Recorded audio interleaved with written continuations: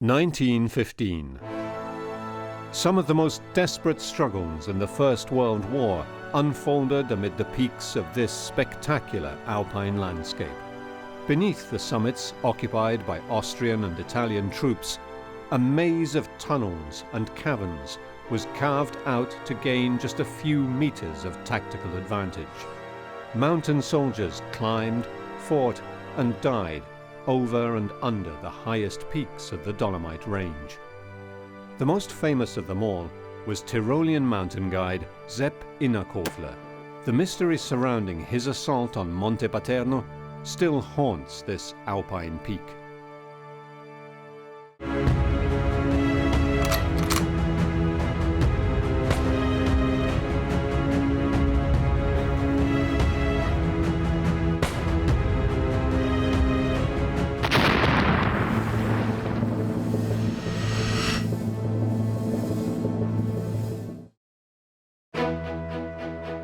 After Italy signed the secret Treaty of London in 1915 and entered the First World War, the Dolomites became one of the fronts between Italy and Austria.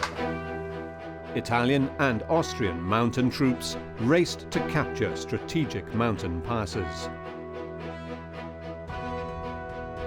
Here, harsh high mountain warfare involved firefights in the trenches and close combat in the labyrinth of tunnels that had been hewn into the rock.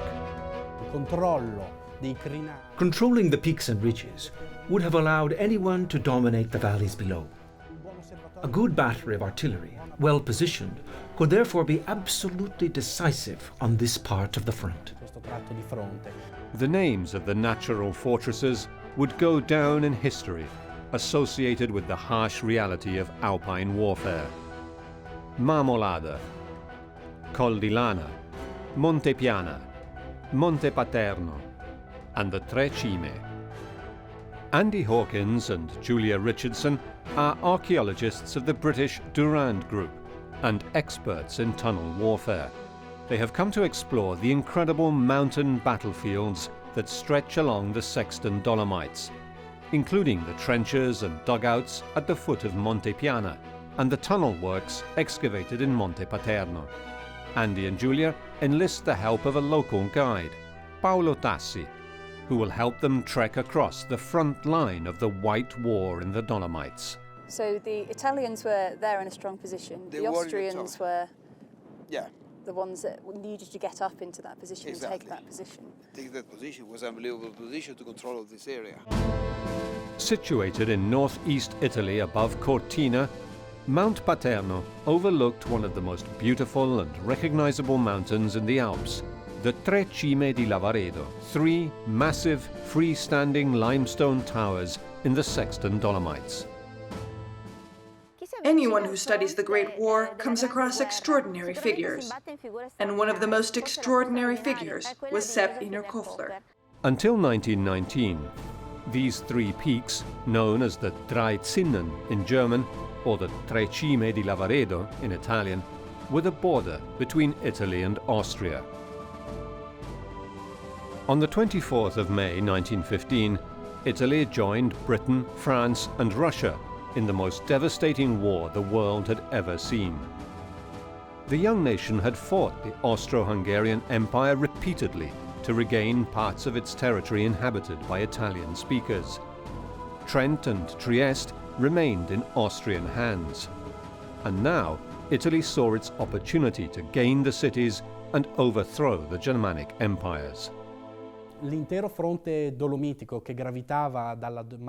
Italian army saw the whole Dolomite front that went from Marmolada to the Dolomites of Sextant as a way of breaking into the Puster Valley. And that's why the Italian army pushed very hard in that direction.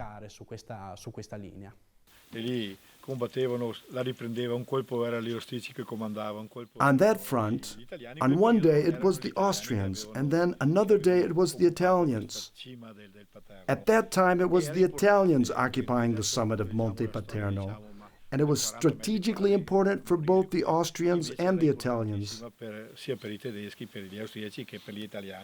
The Tre Cime, or as it was called in war, the Zinnen Plateau, was very important defensively. because that is where the border passed.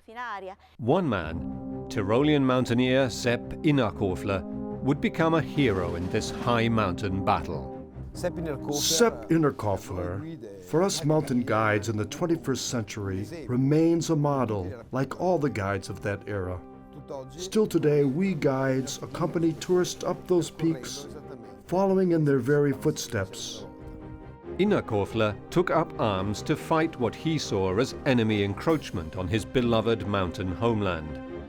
But he ended up having to fight his Italian neighbors, the very men who once had waved at him from nearby peaks or shared a drink in the mountain hut he had built in the years before war broke out.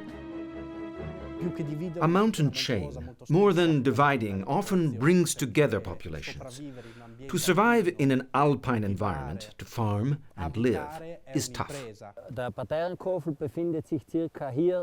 Mount Paterno you can find approximately here, in a southwesterly direction behind the Langspitze, and a little further, Toblin's Tower. From the Paterno, they could see the valley, and they could control the whole plateau. That's why Paterno was so important. Christian Innerkofler is the great-grandson of Sepp Innerkofler. Today, he carries on the family's mountain tradition, running the Dolomitenhof, which his legendary great-grandfather founded more than 100 years ago. The Innerkofler family had farmed for generations before Sepp was born in 1865. He learned to climb and shoot from the best, masters in his own family. He would put up at least 50 first ascents in the area, including the first top climb of the central Big Peak pillar. He climbed on the Matterhorn too, but his beloved peak was the Patternkofel, Mount Paterno. During the First World War, what was once a leisure climb became a life-and-death military operation. Before the outbreak of the First World War, along the Dolomites that were the border between the Austro-Hungarian Empire and Italy, Tyrolean mountaineer Sepp Innerkofler had gone from humble farmhand to making his fortune as one of the alpine guides most in demand for taking rich mountaineers up the peaks south of the Puster Valley. Zuerst war als Knecht bei einem Bauern tätig und dann war als First, he was a farmhand. Then he worked at a sawmill where he worked nights, so he could go mountaineering during the day. And very soon, it was clear that as a mountain guide, he had a lot of skill. And then over time, he got his guiding license. sehr große Fähigkeiten hatte und hat dann im Laufe der Zeit eben die Bergsteigerprüfung erworben. Sepp Innerkofler. Sepp Innerkofler, a great climber and an even greater guide who had the privilege of opening a number of routes in the Dolomites. By the end of the 19th century, the golden age of mountaineering for scientific pursuit was turning into an era of competitive sport for the middle class. Right behind us here is the Locatelli. Oh, this is it's a nice story in the Rifugio Locatelli because the original name was Traizinenhütte. Okay. Rifugio Tracime in Italian. And then it was destroyed by the Italians and renominated in honor of a famous climber called Sepp Innerkofler. War eine Art Pionier für das Tal, für den Ort Sexten, für den Fremdenverkehr. He was a pioneer for foreign tourism because he was the first to recognize that the whole valley around Sexten could be a tourist attraction for foreigners. Ausgangspunkt eben zum Bergsteigen. After 5 years of guiding, Innerkofler married Maria Stadler, a young Austrian woman, herself an accomplished climber and the first woman to reach the summit of the small peak of Lavaredo. They had 5 children and soon had a booming mountain refuge business. Mit seinen ersten Einkünften hat dann eben die erste. With his early clients, he built the first Dreizinenhütte mountain refuge, but it was too small. And then he built the Dolomitenhof in Fischleintal in 1905 and another small bed and breakfast. Ein Garni, also eine Frühstückspension im Ort draußen. While most alpine mountaineering had been on glaciers, the Eastern Alps had many vertical rock faces. unzählige viele Erstbesteigungen gemacht. He made a number of first ascents. One of the best known was the north face of the small peak of Lavaredo. At the time, there were English, Austrians, Dutch people who were coming to the area, and they all had money, and they all wanted him with them as their guide. Leute mit Geld oder Adelige, die wollten dann alle mit ihm in die Berge gehen. He would become a pioneer of vertical rock climbing. Sepp is remembered for his many first ascents, especially for the first climb of the small peak of Lavaredo, the most common and most difficult route, and for the climb of northwest peak of Monte Paterno. Many things have changed since Innerkofler made his famous climb. Back then, ropes were thicker and absorbed a lot of water and were not all elastic. They were rigid. And now we have climbing shoes with a smooth sole and good grip. Once upon a time, they used big climbing shoes that had very little sensitivity with thick soles that were rigid and made of felt. Climbing was unprotected and much more difficult. Very rarely could one fix a screw and pass the rope through a carabiner. Often you used the rock and the natural face, or you could use the shoulder harness, which I'll show you. Try to imagine from this position trying to keep your partner from falling. Today, modern climbing puts safety over adventure. The mental strength of Sepp Innerkofler and the climbers of that era was really formidable. In 1915, the road that ran along the valley became strategic as it opened the way to Vienna and Innsbruck. If the Italians had broken through this narrow chain of peaks, they would have controlled the supply routes to Trent. Through the Puster Valley, it was easy to invade the pulsing heart of Austria. Innsbruck was just around the corner. On the other hand, the Austro-Hungarian High Command were more concerned about the eastern front. The main thrust of the Italian armies was towards Gorizia, where their advances threatened to break the Austrian Empire in half. Sepp Innerkofler was a member of the 3rd Company of the Standschützen, the Austrian Alpine militia, based in Sexton. Als Italien, den Krieg As Italy declared war on the Austro-Hungarian Empire, all the able-bodied men in town were sent to the other fronts. In the village, there were just older people, the youth or those who were unfit for war, and Sepp was one of those. That's why he was still in town. The Standschützen were local mountain guides, porters, herders and foresters who all had the crucial survival skills for operating in high, rugged terrain. They formed flying patrols that were little more than rifle clubs subsidized by the government. But when Italy began making incursions into Austrian territories, the Emperor mobilized 38,000 of these tough local soldiers. They defended their valleys. They knew how to move in that terrain. They had a real winning aspect. They were excellent marksmen. And of course, not without reason. The people in that area lived off hunting. So, of course, for their own survival, they had to be good marksmen. Kaiserjäger, Alpine troops from the regular Austro-Hungarian army, as well as a regiment of the German Army Alpenkorps, were also deployed in the area. The 56-year-old guide was a section sergeant of a flying patrol of the top 12 climbers in town. With the few people who were left in town, mountaineers, the elderly and the young, they organized these flying patrols to be lookouts across all of the peaks of the Sexton Dolomites, so that it gave the impression that all the mountain summits were always occupied. Every day, they climbed up to the top of 2 or 3 different peaks and showed themselves in order to deceive the Italians. On the first day of war, Sepp Innerkofler climbed to the top of the Monte Paterno and observed Austrian artillery rain down shells on Italian troops in the village of Misurina.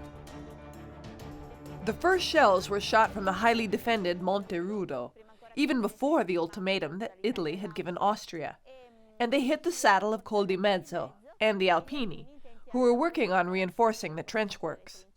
From there, Captain Mazzini, from the 58th Mountain Battery, responded, moving up to the saddle of Lavaredo on the first day of the war, and shelling and burning the Dreizinnenhütte. The Italian troops who rushed up the mountain valleys as the Austrians retreated to the peaks were the legendary Alpini. The Alpini moved fast over passes and along crests to occupy the high ground. On the other side, the Austrians were assisted by several battalions of the German Alpenkorps, but they were largely outgunned and outmanned. Sepp Innerkofler knew it was vital now to occupy the peak of the mountain. Und schon damals hat gesagt zum Befehlshaber, zum österreichischen Befehlshaber. Even at that point, he had told his Austrian commanders that Mount Paterno should have been occupied because it was strategically very important. But they did not listen to him. They took it in, but then told him to come back down. Yeah, and 2 days later, the Italians were on the peak. And then the Austrian commanders realized how important it was, and they gave Innerkofler and his flying patrol the task to take it back. He said, "This is practically impossible, but we will try." Das ist fast unmöglich, aber wir werden es versuchen. Andy and Julia trek toward the saddle below Paterno. From here, it is clear why these peaks were of such strategic importance. Ahead of them is the Sechstenstein mountain and Toblin Tower.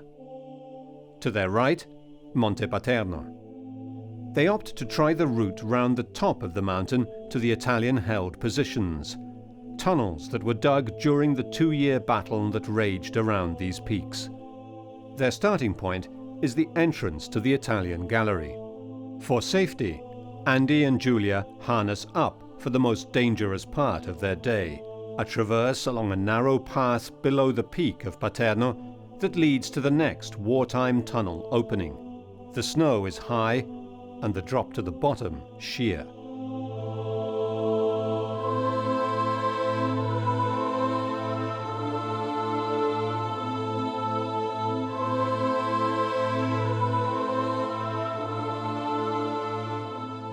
On the 18th of June, Innerkofler earned a silver medal for maintaining his observation position on Cima Uno after a violent hand-to-hand fight with Italian Alpini.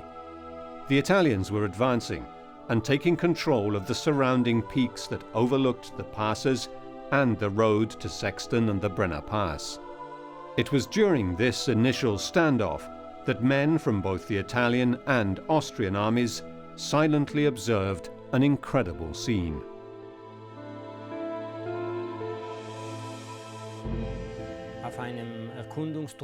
There was a reconnaissance troop from the flying patrol that went behind Italian lines. And while there, he killed a chamois buck to bring back home, but it attracted attention. One of their exploration routes was discovered. The Italian troops cut off their return route, so he had to go a different way, and he ended up opening the first route behind a glacier. He brought the animal down in a dramatic scene of death, tipping off the enemy.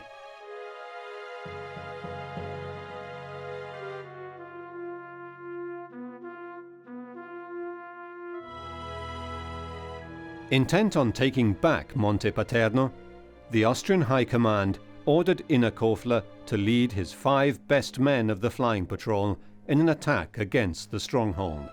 It was a suicide mission, and he knew it. The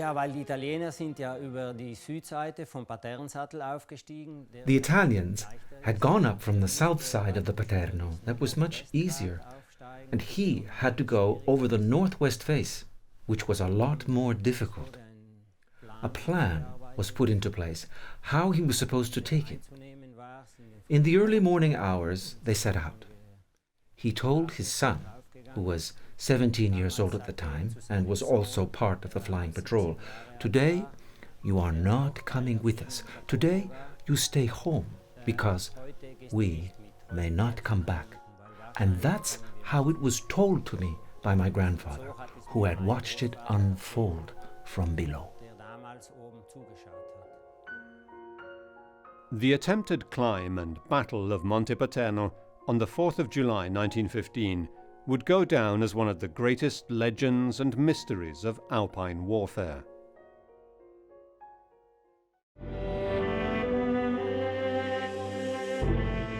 4th of July 1915. As the sun rose over the village of Sexton, Sepp Innerkofler was already at the base of the north wall of the Monte Paterno. All was calm and silent as his sons watched his ascent with a small patrol of soldiers.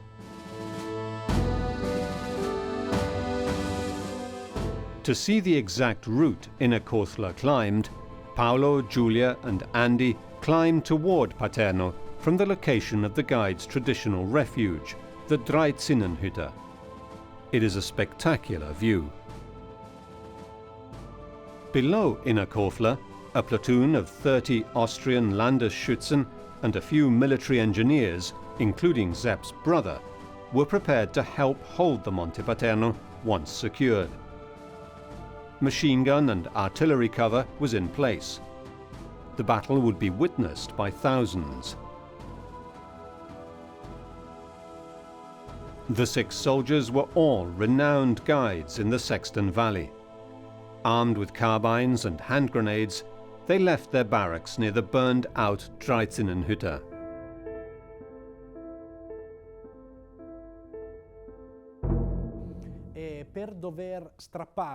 To capture a well-occupied peak, it was often necessary to orchestrate a surprise attack and take advantage of everything that nature and the weather offered. La parete nord, lo spigolo nord. The north face, the north chimney, like all the north faces in the Alps, gave the rock face a gloomy aspect. The climb up the north chimney of the Paterno has not changed. But you have to imagine that the first mountaineers who went up these faces found very brittle rock. With time, the rock has become harder. The difficulty of the climb remains the same, but the excitement of discovering new routes is long gone. Ne è rimasta la difficoltà dell'arrampicata. Quella alpinistica, la grande scoperta, ne è venuta meno. Arrivati in prossimità della vetta. Arriving close to the peak, Sepp Innerkofler untied his rope and alone set out to attack the summit. Tentò l'assalto alla parete, alla cima.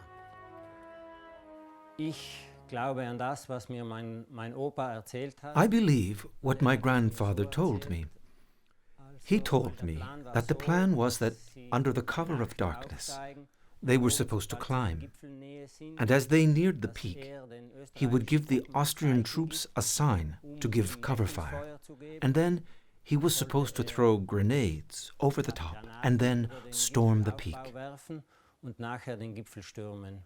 The veteran guide climbed, with no technical aids, toward the surprise assault, with artillery cover lending support.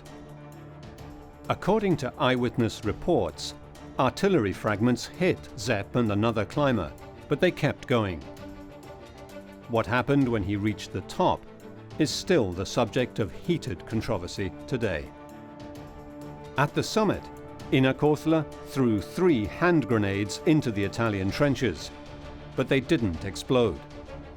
Then, in a hail of rocks and artillery and machine gun fire, Sepp Innerkofler was killed. Whether it was by friendly fire, an Italian bullet, or by a rock thrown by one of the legendary Alpini, is still today a matter of debate. Le versioni contrastanti riportano diverse. There are different versions about the last moments of Innerkofler's life. Ultimi atti della vita di.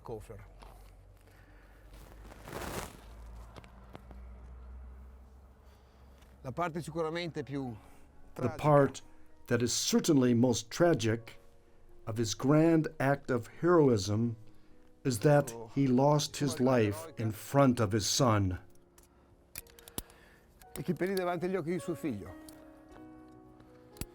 Angelo Loschi, the stretcher-bearer, braved Austrian enemy fire and tried to descend down the Opel chimney to recover the body of his dead friend. After 3 fatiguing days, the body of Sepp Innerkofler was recovered, and the Alpini dug a niche on the top of Monte Paterno, and with the guide's rope they made a cross and covered his personal objects with flowers, and Sepp remained up there in the arms of the peak of his beloved mountain for 3 years. Today, his memory is still alive along the vie ferrate that mountaineers continue to climb, following the paths he heroically forged.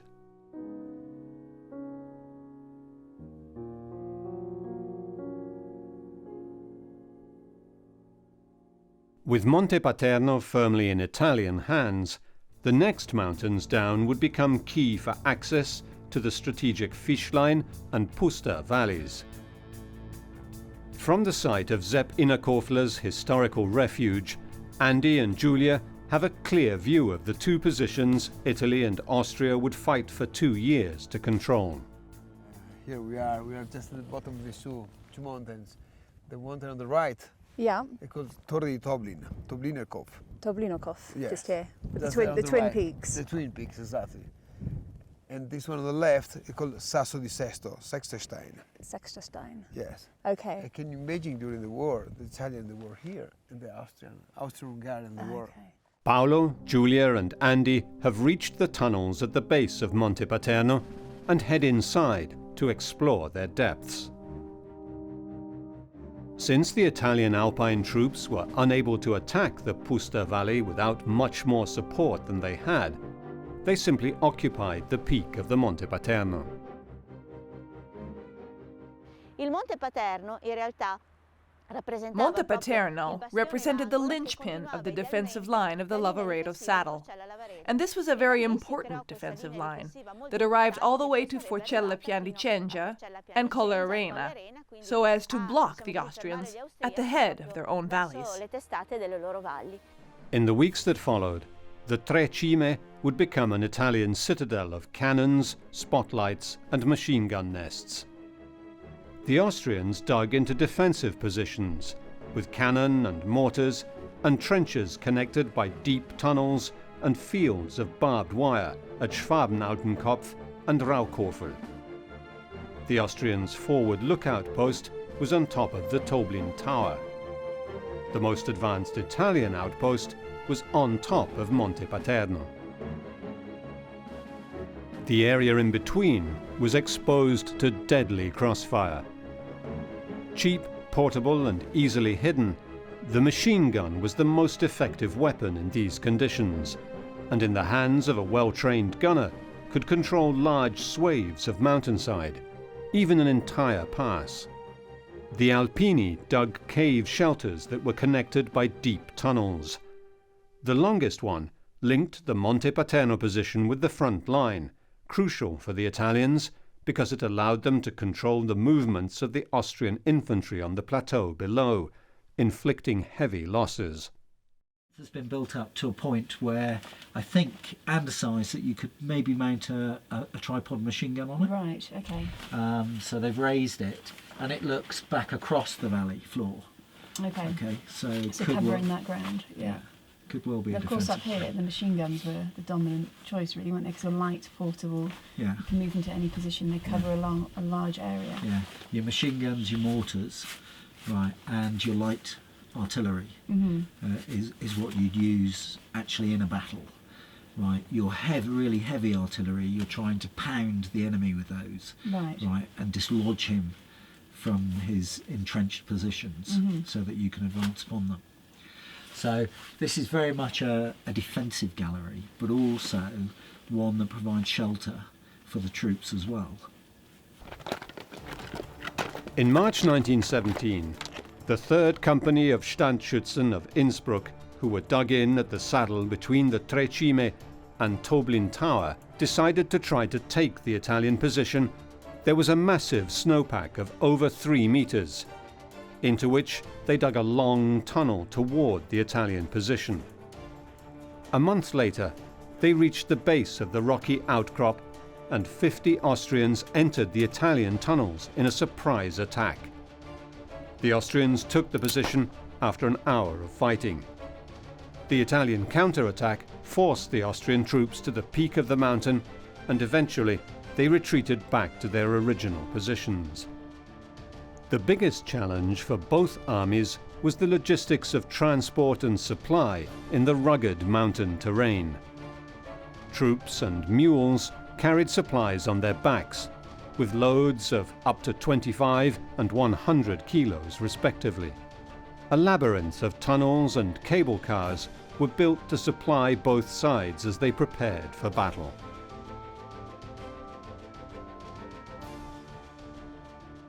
Un altro dato molto significativo sulla guerra di montagna, sulla guerra bianca, sulla guerra a contatto con madre natura. Another significant number regarding the White War, the war that involved close contact with Mother Nature, especially during the winter, was represented by the number of dead after 2 winters of war on the Italian-Austrian front.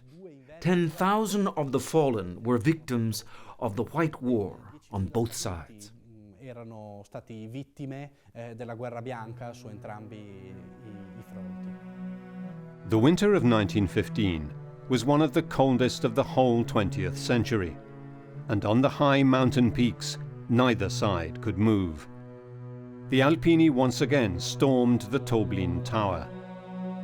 The tunnels carved in Monte Paterno allowed the Alpini to supply their outpost.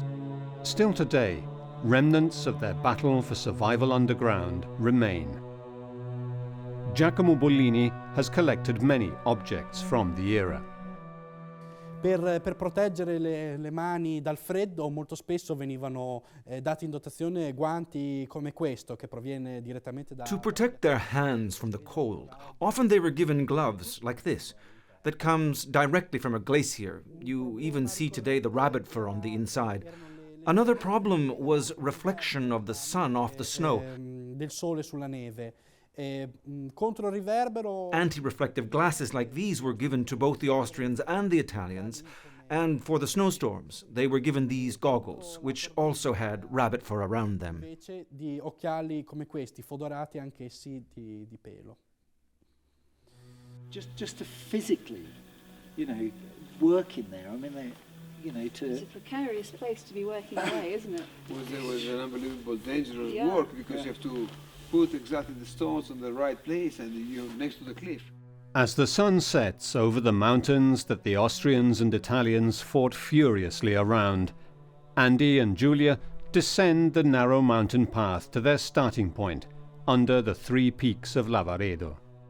To understand the battle for the Dolomites better, they have decided to visit a new sector of this front the next day, the western slopes of the Monte Piana and the defences of Val Fonda.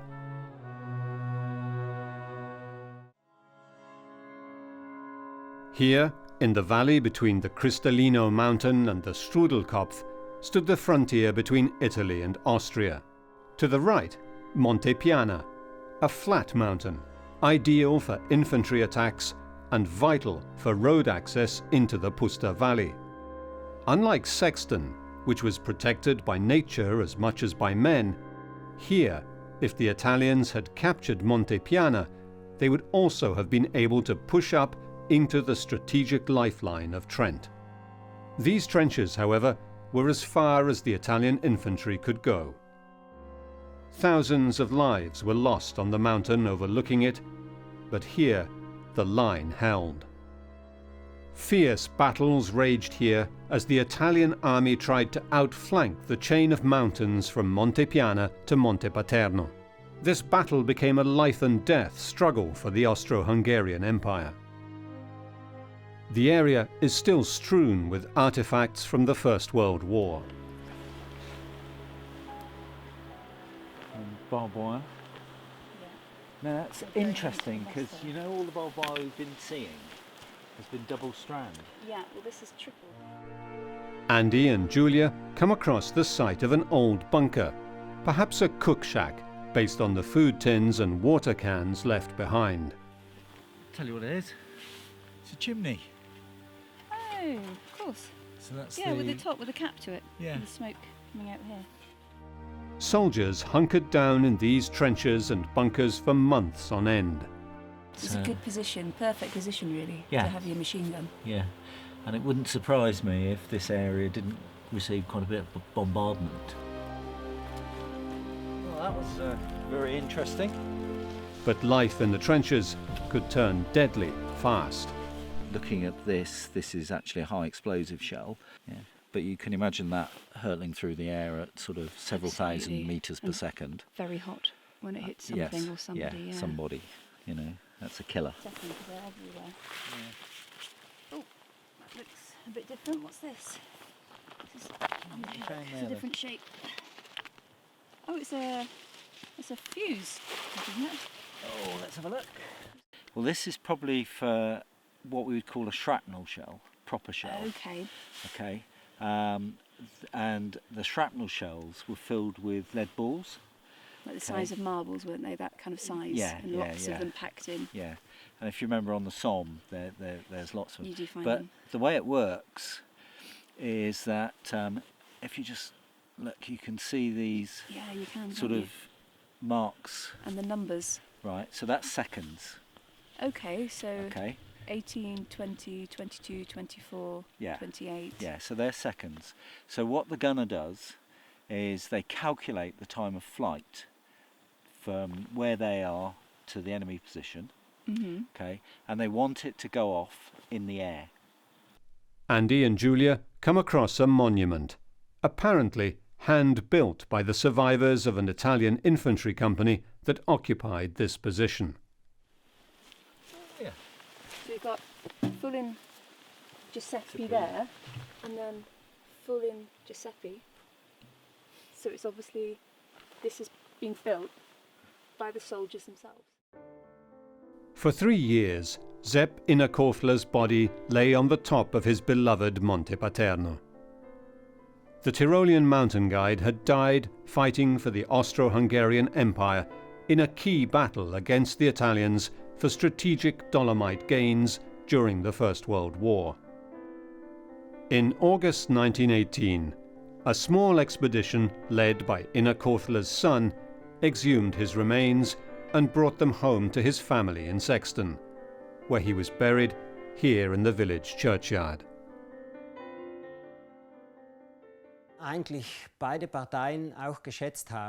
Both sides knew each other. They knew each other before the war, and they knew of each other's great skill, and there was a sense that it was absurd that he had to die at war. Innerkofler's body still lies today in the family grave in Sexton. The mystery surrounding his death, however, has never been fully dispelled.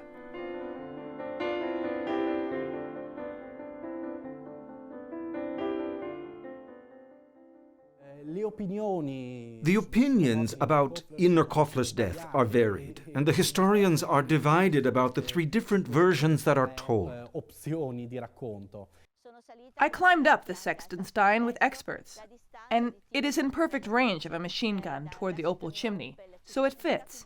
So it is possible that it was a burst of machine gun fire from the Austrians. I believe, at least in my own personal interpretation, that at dawn, the Austrian soldiers mistook the soldiers of Innerkofler's patrol as they were climbing up for Italians who were going down. The story would not be complete without the version told by the Italian Alpine troops who conquered and kept the Monte Paterno. Here in the unique memorial park dedicated to the Alpini dead of Italy's wars, Andy and Julia meet the nephew of the giant Alpino Pietro De Luca. De Luca was an Alpino of the 6th Regiment who was defending Monte Paterno. The versions are all consistent until the point Innerkofler reaches the summit. In the Italian version, it is a giant Alpino who kills him. Innerkofler scaled the vertical face and arrived on the top, and the moment he arrived at the summit, De Luca realized it, and Innerkofler threw the grenades, and De Luca, who was wounded and had nothing in his hands, he didn't have his rifle, picked up a rock and threw it down at the guide, and it hit him, and Innerkofler fell.